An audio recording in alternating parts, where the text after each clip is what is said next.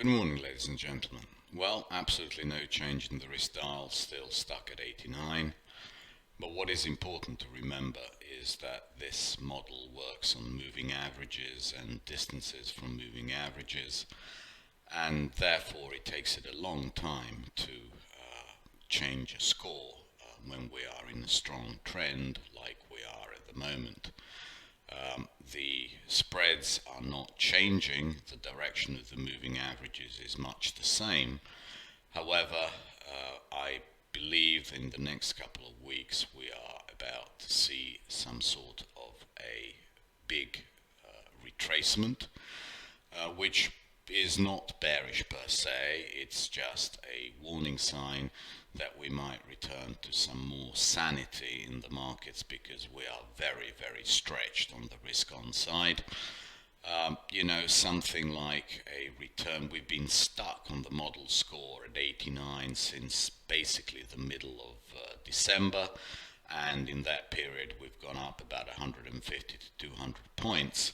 So a return to those levels that we had in mid-December would not be anything that we should fear, but rather another opportunity to reload. And I will look later on in this video at the important levels of the market should retrace to and recharge itself for the next leg higher. We haven't looked at this chart for a few weeks, and as you can see we have a slight dip here in the Blue Angels. I think that it's reasonable to expect that the market returns to a times 22 multiple. It's not a big dip, as you can see, basically back to the levels of mid-December. We've suckered in all the players above 37.40, which is 22 times 170 earnings. A quick return dip below there would actually be very, very healthy. We need some consolidation. We will look at what bonds are doing, and the fact that bonds are doing what they're doing tells me that 22 very much is some sort of an equilibrium level. My argument hasn't changed. The low level of bonds is a reason why we are at 22 times. I think it's unreasonable at the moment that we go to 24 times. Too early, too quick, and I will give you my argument in bonds right now. What are 2s 10s saying? Well, we got to just about the 104 level that I thought was unsustainable for 2s 10s, just too steep, just too expensive to carry, and we came back, basically done a doji on the week. I now think that we consolidate around the 87 level. It is unreasonable to think that we break out of this 87 to 100 area.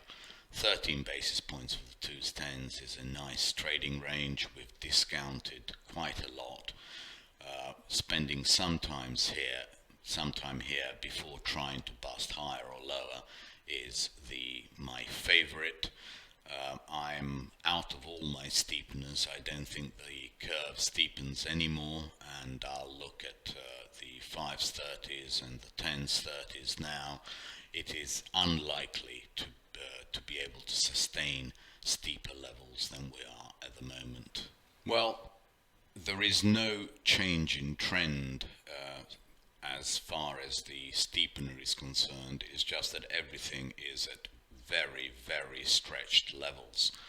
If we look at 5s 10s, maybe we have a few basis points more that we could do in the 5s 10s, but if we look at 5s 30s, it's basically got to that 140 level and it's not really moving. It's going up and down 2 basis points on the week. To me, this is a very, very important level, and I think that we can do one of these patterns here, which will take most of the rest of the year, trading between 140 and 110. It's unlikely to keep on steepening. It's a very steep curve already.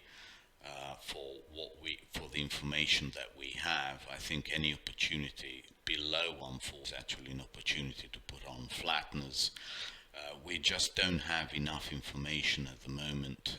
I know that people are talking about inflation. I just don't see it. And I don't see it simply because since, June, the curve in 10s, 30s has done, very, very little. I think the opportunities are that we head towards this -65 area rather than make new lows in 10s, 30s. It just doesn't make any sense to me that we will have a pronounced steepening trend having reached such important levels with the level of information that we have at the moment. I know that people are expecting a very strong reopening of the economy once the vaccine gets going, but that is why we're here. The market has already discounted that. I think the surprise is to the upside, i.e. towards a flattening of the curve, given the information that we have at the moment. If we look at the outright, what the 10-year has done for last week, we will see here basically a doji. Now, the market basically just got too excited on the downside. It's outside of the weekly Bollinger Bands. It just got overexcited, and I think the odds are that we return to this kind of level, i.e. 98 basis points, something like that. This gives us mild risk off. It basically tells us that the market is, has overdone it, and that bonds should return to some sort of normalcy just below 100. It's been too far, too quickly. What could happen is that we get stuck here around the 105 area. If we get stuck here, then risk on is still quite strong, but I think that we will basically bury all the people who got overexcited, and we will come down to this kind of level, 98 basis points, 97 basis points. That will be a decent level to basically take profit on bond longs. I'm slightly long of bonds here because I think that we are in a period of slight risk off in equities, and to me this level is very interesting, around 98. That is where I will I'll put a reminder here. This is where I basically want to take off my longs in bonds, and it matches quite well with both the bunds, what they are doing, and it matches quite well with TLT, which we will look at next. If we look at the longer end, this is the yield of the 30s, basically touched this very important 191 level, backed off very strongly. I think it's more likely than not to do some sort of an ABC down towards these levels, 172, something like that. And if we look at TLT, it basically got to within a whisker of what I think is a very important level of 148.90. When we go through that level, I will be outright bearish of bonds. I can't be outright bearish of bonds when we are so close to it. And basically we've done a bit of a doji. Would not be surprised to see TLT trade around 155 area again sometime in the next couple of weeks. Perfectly normal retracements, does not change the trend, and matches with my opinion in equities that it's a slight risk off. People abandon a little bit of money in equities and put it to work in TLT in the longer end at decent yields. Nothing wrong with that. A slight period of risk off is what I think we're going to get for the next week or so. The German curve has actually been the one that's been the canary in the coal mine, as it were. The fact that Bobble could not break this minus 68, 69 level was an early warning that basically we are going nowhere. To get much higher yields in the US, you need the world to participate in some kind of reflationary trade. The fact that Europe could not do that was a warning to me to get out of everything and actually go slightly longer bonds. As long as we stay in this kind of trading range with minus 68 topping, I just can't see anything much happening in the US side as well. And this is now the bunds. The fact that they could not take out the previous high was also a warning. This was a very good level, risk reward to get out of your short futures in bonds. And now, could we trade back down to minus 60? Absolutely. But that will also be a good opportunity to buy, puts in bonds to, for a move back up to these levels.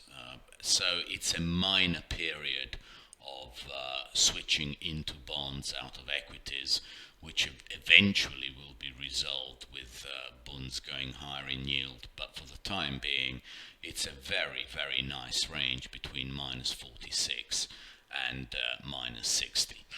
That's all, this will be the canary in the coal mine. This will have to move as well if US bond yield ratcheting higher is sustainable.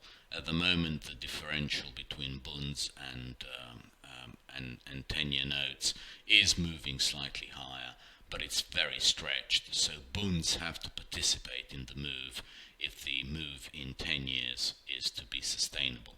And at the moment, they're just not. So take the hint.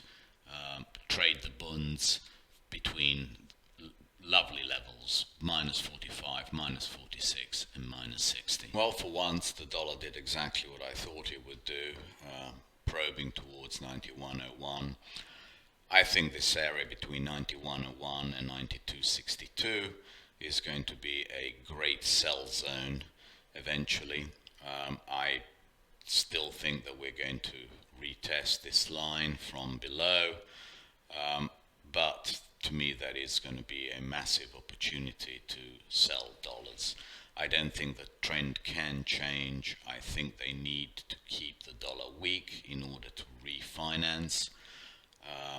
There's a lot of budget deficit to issuance to get away over the course of the next 2-3 quarters, and that to me keeps the dollar weak. We will have periods of risk off actually, which are bullish for the dollar, and we are in one of those. Hopefully in the next couple of weeks the dollar will get overbought somewhere around above 91.01, and it'll be a great opportunity to resell it. If we look at Euro USD, the warning from last week was heeded. We headed lower. I just want to turn your attention to the MACD, which didn't make a higher high with the market. A little bit of a warning that we're likely to see this 119.10 to 118.40 area that we traded for such a long time. I mean, basically for the whole of 6 months, and that is going to be an interesting area to start saying, okay, enough of this risk-off move, enough of strong dollar, probably time to head higher again. That's all that can be said. The 200-day moving average is coming up quite fast. If we see this kind of anything in the 118, 118.30, 118.40, I think that's going to be a very, very interesting level to go long of dollars. The risk currencies like Aussie are also very interesting. Last week for the first time, and let me see if I can enlarge this area, we had basically a failure of continuation of trend, and what are the odds? The odds are that we can basically retrace some of this move of the past several weeks. This is a weekly chart, don't forget, coming back down towards this 0.75 and 50% retracement at 0.747. A couple of weeks of down here would do us a world of good, and we can then reload on the Aussie, looking eventually for the level around 81 sometime in, I don't know, 3-4 months time. This also is an indicator that we might see some mild risk off in equities. Well, gold is stuck, as I've been saying for quite some time. There is absolutely no reason to really own it, because we are not having the conjunction of a weak dollar and low real rates and continuation of low real rates. We're somewhere in the middle. So therefore gold is not a terribly attractive proposition. It is just what it is. As I've been saying, it's been equities, gold, bonds, and if we're going to have a mild risk-off period, it's quite possible that we start getting bonds, gold, equities, which gives us a little bit of downside in gold, but not a huge amount. I see absolutely no reason to change my mind that 1765 is a very attractive level for bounces back up into the 1850s, 1900s.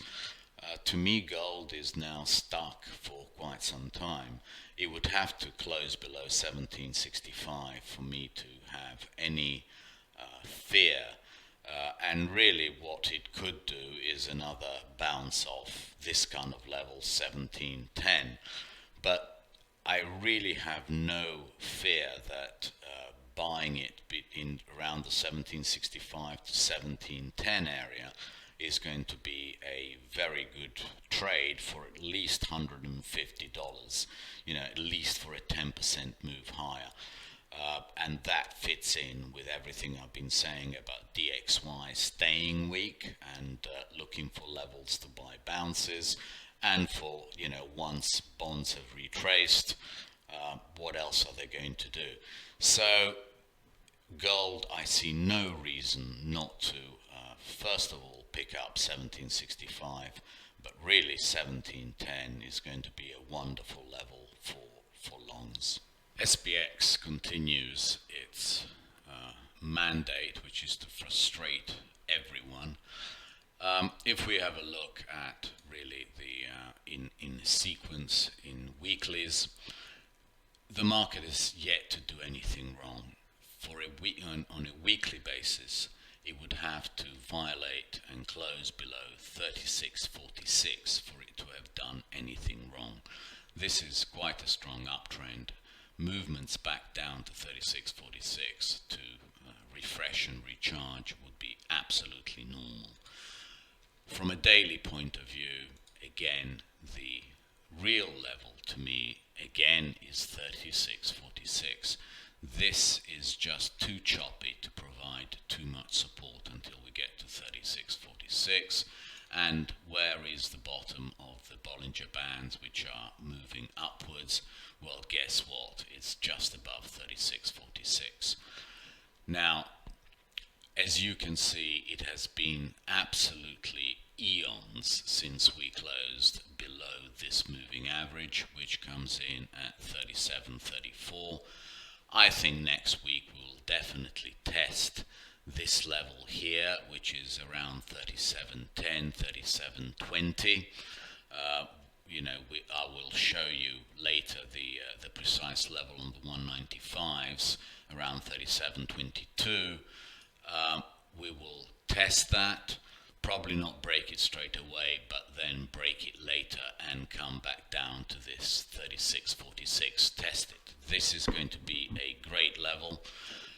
I just showed you on the dailies. I think first of all we test other levels, and let me close that and go to the 195 minutes so we can actually see it well. This is the 3646 area, and it coincides with the previous highs and an area which we took eons to break out of and then continued. So first support 3725. I think we get there probably, I don't know, if not the shortened session Globex on Monday, we get there on Tuesday, and then we try to break down and stop everybody out below this low, which was the beginning of the year, and then people will start saying, as goes January, goes the whole year, we are now bearish, sell everything, and that will be your opportunity to buy it around the 3646 area.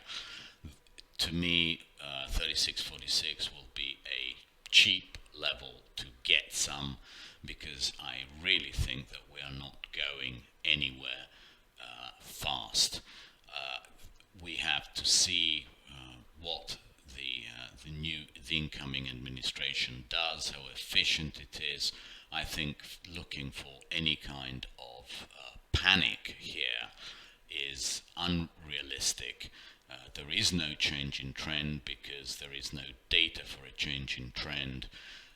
I think these kind of levels around 36.46 are wonderful, as you know, we should also play a bounce from 37.25 back up, stop everybody, back down.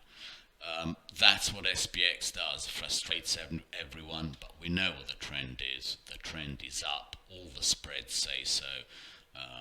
The Ristal score of 89 is not there by accident. All we will be doing by doing this is relieving the pressure on the bonds, relieving the overbought situations in equities, and then up we go again. Do I believe we are now in a strong period of risk off? No. ITOT.gov, you can see what it's done, how fast it's broken out.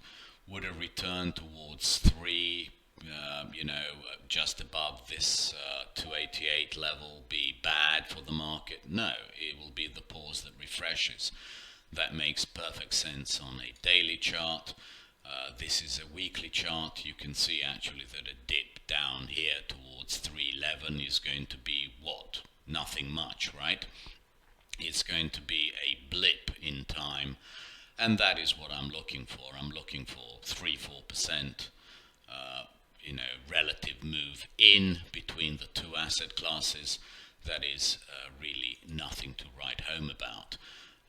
If we have a look at what the other spreads are doing in terms of SPY against Japan, we can see that it's coming back towards very nice levels that it's traded at around here, 535, where it's traded at, since 2019.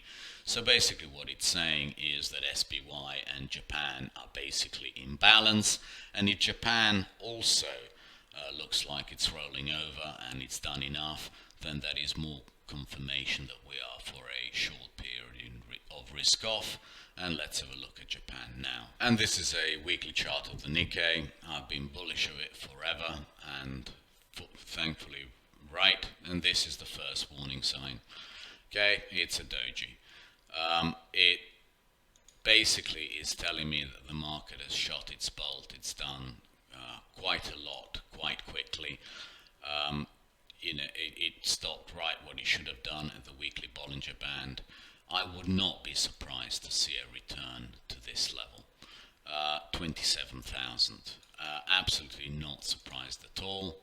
And really, if Japan is going to go down to 27,000, that gives me added confidence that we are in a small period of risk off, and that the S&Ps will retrace 3, 4, 5%. A run-of-the-mill correction is nothing bad for the market. If it starts now breaking through these levels, then I will think that there's probably more on the downside in both. But I've lightened up a lot into this move in Japan and looking to reload somewhere down here, because I really don't think it breaks the 26,200 level, and certainly doesn't break below the breakout level here, which is around the 24,750. But that, one step at a time, that is many weeks away. I would have thought a nice move down into here will allow us to reload very nicely in Japan for the longer term. Deviations are also telling us that we are for a mild period of risk off. I would have thought, and it matches. Where is the center line? 366. It all matches. Return to the levels that we were in mid-December. Why not just test it? As you can see, this is all coming in, and the sectors are also showing us which ones are unlikely to take us any higher. And as you can see, XLU has come out of the green area, and that is basically telling us that bonds are doing slightly better. XLB has come out of the red, coming down. That's also telling us that bonds are likely to be supported. And XLK is basically saying that it has no energy to move higher. XLK is now exactly where it was over 4 months ago. Basically, it's moved nowhere for 4 or 5 months until XLK and the whole tech sector and the spreads there. I'm not going to show them to you yet again, but they're basically saying that the tech cannot pull the market higher. It keeps on weakening against just about every other sector, especially XLF.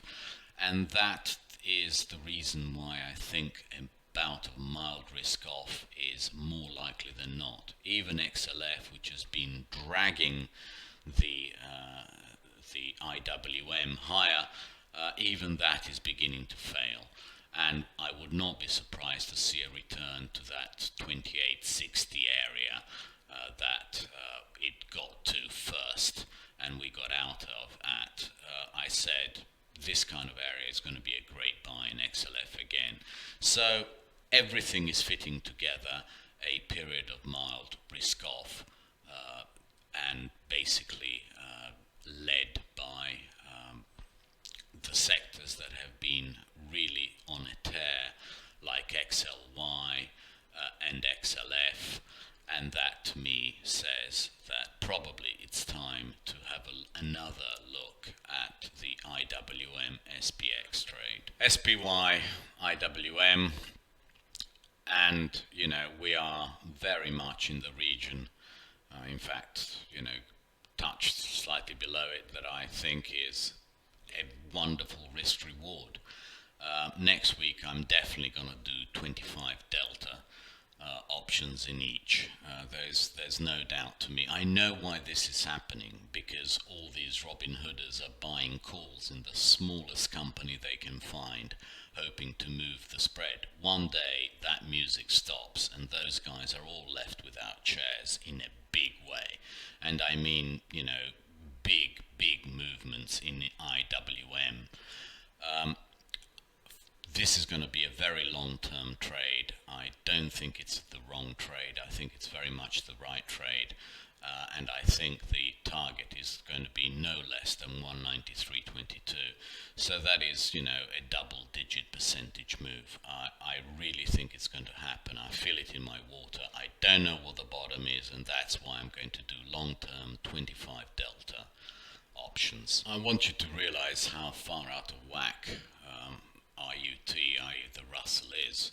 This is a monthly chart here, and the monthly Bollinger is just below 2000.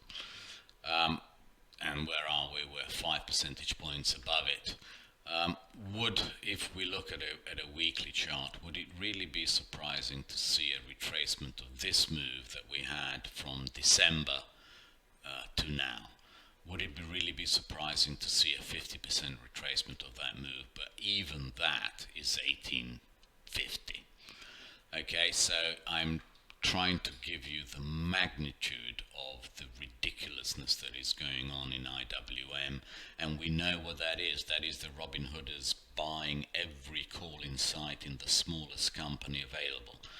Well, when that music stops, the move down is going to be very, very, very violent. I just want you to be aware that EEM is just on all the spreads, it's beginning to show strength against everything, against the SPY, even against Japan. It's beginning to turn these longer term moving averages and saying that it's going to eventually break higher. And against Germany, I think it's in a very nice trend. Every dip is bought and then we go higher. So EEM as a sector, as an equity sector, seems to be the one that's saying it's going to be the strongest for quite some time. On an outright basis, what am I looking for? I'm looking to pick it up on retracements around 51.25 to 50.20, 50. I think that because everything is going to be in a couple of week period of risk off, we have a chance, maybe only 51.25.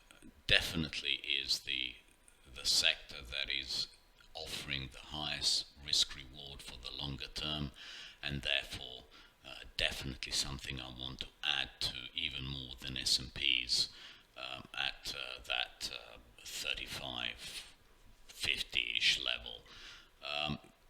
36.50-ish level. I think this is going to be a much better risk reward for the longer term, and I'm definitely looking to pick up more around this 51.25 area. Lastly, I wanted to have a word about vol. It just will not stay below 22.51 on a weekly basis. Just will not stay below. Every time we close below and we have a chance to go lower, we don't. Next week we go higher. It's a very, very annoying state of things, but I now think that vol has an opportunity to basically spike up towards 30, 31. Take out all those levels, get everyone long, and then come down. This matches with my view that we're going to have a couple of weeks of risk off. And have you noticed how every time we have a move down in the equities, we have a much bigger move up in vol? I think we have decent odds that we see vol spike up into the 30s in the next couple of weeks. It just seems to me that the risk reward in vol is constantly to the upside, and that at the moment is another reason why I think that a bit of risk off on the next couple of weeks is more likely than risk on. Finally, look at the summary table. Two stands, expecting it to go back towards 87. I think that 104 level is just unsustainable, just far too expensive to carry for the information that we have at the moment. 530s, I don't see it going below 140. I mean, maybe basis points, maybe two, but I'm thinking that it returns towards 133. DXY, I'm looking for 9101 to 9262 for great areas to short. And gold, I haven't changed my mind. 1810 to 1765. 1765, I want to pick them up. I showed you the last level that I think it's possible, and that is, the 1705 area. If I see that, I'm already going to be long, but I'm going to just go absolutely berserk and far more long with calls and outrights. I really don't see anything the 1900s anytime soon. That is the technical resistance, but 1875, 1880 is probably as good as you're ever likely to get. Now, 37.25 is short-term key. Below that, it starts getting bearish, but I think this 36.46 level is going to be a wonderful level to pick up. Longs, longer term longs, and we'll do a lot there. We'll start off with 37.25 for a brief bounce. 36.46 I think is going to be a wonderful level. NQ, I've given you the supports, but it's really it's a nothing sector at the moment. The it's slightly weaker. It's held back. It's been held back by the curve steepening, and then when the curve stops steepening, it does a little bit better, but it's all very marginal. And therefore, I think it's a market perform sector, as it were, as opposed to what it was, the huge outperformer. The flush level, equivalent to this 36.46 is going to be 12,220. Why not? It's a decent level to pick something up. EM, to me, the strongest market, and really, if you see something between 51.25 and 50, it's the area to buy because it's going to be the strongest for the long term. Nikkei, I've told you that I've seen the doji. If we come back to those areas, it should never trade below 25,600, but I think we will see those areas that I showed you in the video earlier. Those are good level buys. This is, a 178. I think if you're an investor, it's a must switch for the longer term. It's been a ridiculous move, driven by this huge wall of money going into AARK and these ridiculous Robin Hooders that are buying options. I think it's wrong for the long term, and at once, this 178 level, you have, as an investor, you have to switch. VIX, I'm looking for this spike up to 30, and I will be tweeting you some plays in this and this first thing on Monday and Tuesday. Thank you very much indeed, and have a wonderful holiday tomorrow for Martin Luther King Day, and I will even tweet you tomorrow for sure.